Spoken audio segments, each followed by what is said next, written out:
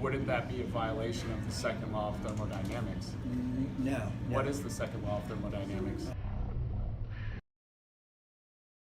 It was at this moment that This NASA employee he messed up. So dismantling this NASA employee at the airport is definitely one of my best videos. I'm sharing it again and breaking it up into segments. So if you guys want to mirror it or share it or didn't catch it the first time, now you'll have an opportunity to do so. Thanks so much for watching. Love you guys. Enjoy the video, please. Just so you guys know, that's a NASA employee reading NASA documents I spotted at the airport. And NASA claims that it rests against a boundary of space that's a 10 to the negative 17 torque. Yeah, you know, the atmosphere is pretty thin. Oh, it's pretty thin. Good to know. And at a certain point, it just gets very, very, you know, it just dissipates. So it goes from very thin. It's thick nearest the surface, and then it attenuates as you get farther and farther out in space into the vacuum space. So we got 14.7. So you're saying we have no barrier between our pressurized atmosphere and the vacuum of space. Exactly. I don't know if this guy reads the NASA website, but you cannot have gas pressure without a container. Exactly. Wouldn't that be a violation of the second law of thermodynamics? No. What is the second law of thermodynamics? I can't remember. So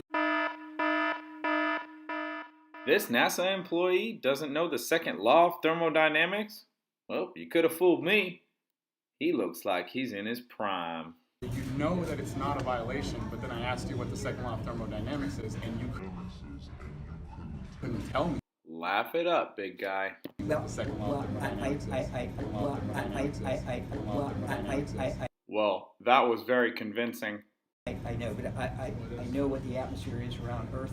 You're sitting here right now and you're breathing. If you take out of course, I agree. It's 14.7. If you get up to, I think, 67 miles, I believe, is I agree. Pressure boundary decreases. where space officially kind of opens. But you can still see atmosphere there. I agree that the atmosphere decreases with altitude. It's a gradient, but that's easily explained by hydrostatics. That's why we have a gradient, because we live in a closed dynamic system where the gas is inhomogeneous and anisotropic. It's different in all directions and constantly moving around. Sure, exactly. Yeah, so I'm still asking, how do you have gas pressure without a container? I still have gas pressure. Well, I think it's the pressure of the atmosphere. All of it. If you measure the air, it's got pressure to it. I mean, it's got weight, and that weight is bearing down.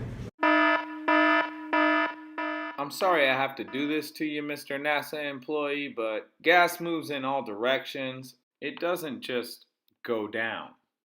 Okay, On but the gas planet. pressure is defined as gas pressing out in all directions. So if you're saying that all the weight is just pressing down, Right. that's a Gravity. violation of gas pressure.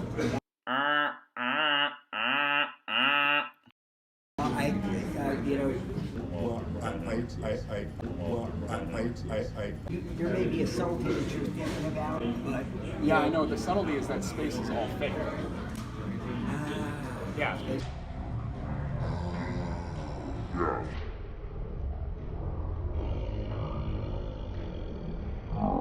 Well, I'm sure glad that NASA employee figured out that space is fake.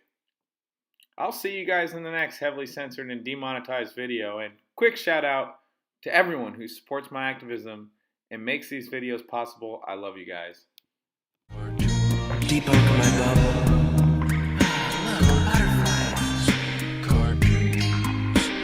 It's hard to comprehend. Space is fake.